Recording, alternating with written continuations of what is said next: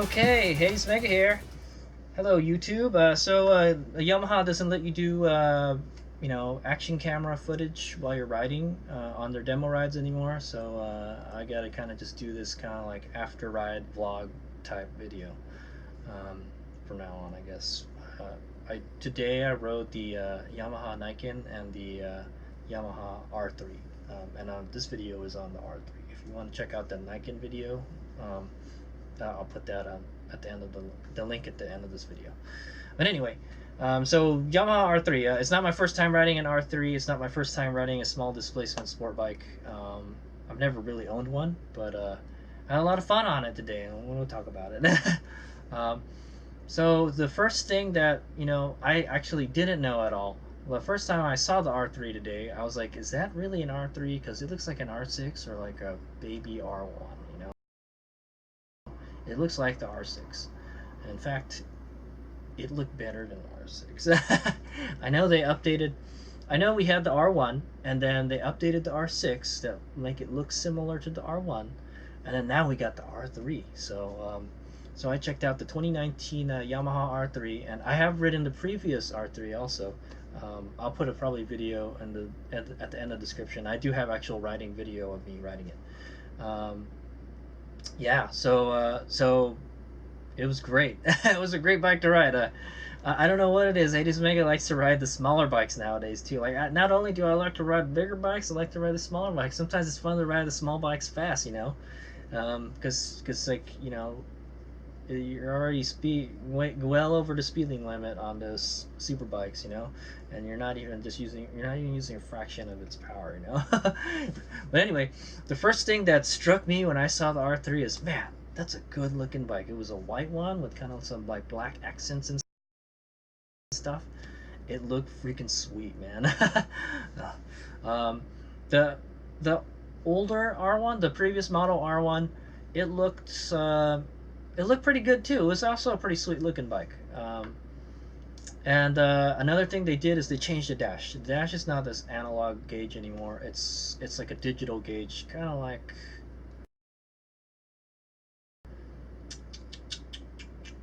the MT-09 or kind of like the MT-09. The dash is kind of like that. Or it's kind of like a cross between the MT-09 and like the R1. The R1 I know is like it's got a colored one. This one wasn't colored. So anyway, I'll have video and pictures at the end of the video of the bike, so you'll see. It's pretty much like a no frills bike. There's no like different modes or anything. There's no cruise control. There's no heated grip. There's nothing. It's just you just turn it on and you ride it. Keep it simple, right? Type of thing. So that's kind of what I like too. And yeah, so yeah, the first thing I noticed about the bike is it's beautiful. It looks rad, dude. Someone will mistake it for like R1 or something, and they'll probably steal it or something. But yeah, so let's talk about riding it. So I'm 5'10", 175 pounds, and I was able to heel foot it. It's a pretty low bike, and I did ride it. We did ride in really warm temperature. It must have been 95 degrees or something, so, and it didn't cook me. So you ride an R1 and like a 95 degree temperature, that bike will bake your legs, man. The heat from the bike will just cook you. The R3 didn't do that.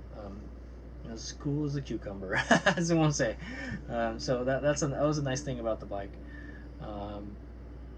It had a nice little growl to the motor too, and you could rev it to like 12 or like 13,000 RPM. I think there's a shift light on it too. I don't really know how to set it or anything, but I think when I hit about 11,000 RPM, I saw a little white light blinking.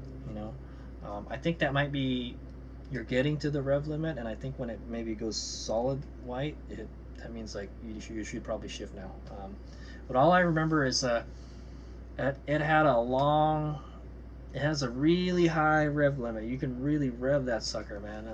And the tachometer went up to 13,000, but it didn't get there very fast. That's what I remember. It didn't have a whole lot of torque, and it didn't have a whole lot of pickup. Maybe about 6,000 RPM, you can start to feel the bike, take off a little bit more, but it wasn't anything like I rode the Svartpillen, the Husqvarna Svartpillen 401 the other week, and I remember when that bike got to like 6,000 RPM and you revved it more, it was like a switch turned on and it turned into like a different bike. It had so much power over 6,000 RPM, but the R3, it was very linear power band. It just same power pretty much the whole way up to the red line, but it just kept on revving and revving and revving.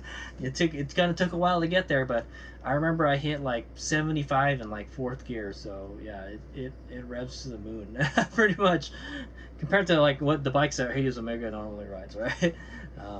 Yeah, and you can rev it there, and you're not hurting it or anything. It is a little vibey. Yeah, it was just a tad bit vibey, but nothing bad. And the throttle was like really easy to twist. It was smooth. There was a kind of on off throttle jerk, just a little bit, not too bad. I think if you slip the clutch a little bit, then you can probably get rid of that. I think that the throttle could be a little bit better off throttle, but I've seen much worse. Like the FZ07 is pretty bad, notorious for like it's got that jerk, that sudden jerk when you're gonna twist it from off throttle, or like you shut the throttle and you get back on it, you get a little jerk. The R3 kind of had a little bit of a jerk, but not too bad. Not from my experience, it was okay. Totally, you can just slip the clutch a little bit, or open the throttle up a little slower, and then hammer it. Yeah. One thing I did notice about riding the R3 was that it was kind of hard to turn at low speeds. The handlebars were really hard to turn. And like, yeah, I mean it's got like a really sporty ergonomics. So like the grip, the throttle grips and stuff, they get really close to the tank, and then you can't really turn it much more anyways. But I remember like I was trying to do like a kind of like a slow race with it, and like you could kind of do it, but like if you had to turn the handlebars really fast, you couldn't do it. It took a lot of effort to move the handlebars, which I guess maybe that's a good thing. It'll probably make it more stable at like higher speeds and stuff. But that's one thing I did notice. I did notice that it was kind of hard to turn the handlebars when the bike was going slow. Not like when I was riding the Nikon, or some other bike, they're very easy to ride slow. But the R3 it was a little tough to ride slow, just because you couldn't turn the handlebars so easily, Yeah, and all the parts, like the old R3, the parts look kind of cheap, they didn't look like the stuff that's like on the R1 and stuff, and you could tell, yeah, this is like an entry level bike, but the R3, it looks sweet, man. It looks like a higher dollar bike, is what I want to say. I think it's around 5,600 RPM. 5,600 dollars. I'll put a MSRP subtitle below. But yeah, it looks the part. I'll tell you that, dude. It's a beautiful looking bike now. It's not to say like the old R3 didn't look ugly or anything, but they updated the looks of the newer one, and everything looks like much higher quality parts than they did before. Like especially if you looked at the triple clamp, the upper clamp for the triple clamp.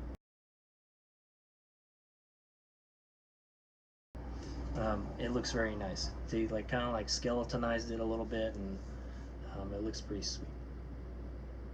So I have to say, like they brought the fit and finish of the R3 up a notch. So bravo for that, Yamaha. Because like I said, the first time I saw it, I thought is that like an R6? I'm like, no, that's R3. Like, never seen this before. so I had to ride it today. So I did get a chance to ride it. So it was a lot of fun. I was able to rev it to redline like a couple times while we were on the freeway. I just everyone just took off and I just followed them. Yeah, I was able to get it up to 70 and cruise at 70 for a little while. and it was really comfortable. It was really comfortable riding it at 70 miles per hour. You know, that's about as fast as you're probably going to ride on the freeway. You know, you could probably ride it faster. Um, yeah, it was perfectly fine riding at 70 miles an hour. It didn't feel strained at all. It wasn't vibrating a lot. You know, it has good aerodynamics. You know, and one oh yeah, okay. So one thing is my wrist hurt riding it, and that's a common sport bike thing because you're like kind of leaning forward, sort of. Um, so, but the tank is like tall enough and stuff where you could just, you know, you could lay your chest on it, or you can grip the tank with your legs and stuff. Um, yeah, so like you could do those things so your wrists wouldn't hurt. So, um, I would think it would make a good commuter. The only thing is like, yeah, it's a sport bike and you can't really put anything on it. You could probably put like a tail bag on it or like a tank bag. I don't think you could put one of those magnetic ones. I think the tank might be aluminum, but don't quote me on that. And yeah, it was comfortable to ride. It was low, like for you shorter riders. You should be able to ride it. You know, it's not that intimidating. It's not super wide. Cornering, I didn't really get to carve any corners with it, to tell you the truth. But the few corners that we did take, it's just like it was like riding like a Ninja 300, dude. It just does all the work for you. It makes you look good. Yeah, you want to do the turn, you don't even have to think about it. It'll just start going there. So it was a sweet bike to ride. It would be nice to just push that thing on a track or take it up on a twisties and just rev the balls off of it. It's very unintimidating to ride. That's what I'm gonna say. But it's still fast. It's still pretty fast. So if you rev that sucker up to the, you know, its top RPM, it'll go. It'll go. But yeah, at 70 miles an hour, it was, you know, no problem. I mean, you could lean on the tank comfortably. You could rest your elbows on your knees. You could rest your elbows on your knees and just kind of just tuck in there, get behind the windscreen. I mean, you could probably get a bigger windscreen for it too. But yeah, it had no problem riding on the freeway. And I'd imagine if you're riding, yeah, it's a pretty light bike. So if you're riding and it's pretty windy, there's a crosswind, it'll probably blow you, you know. But when I did ride it on the freeway, it was really comfortable. I don't know how long I could keep it up, but yeah. You just change your riding position every once in a while. But yeah, it was really nice.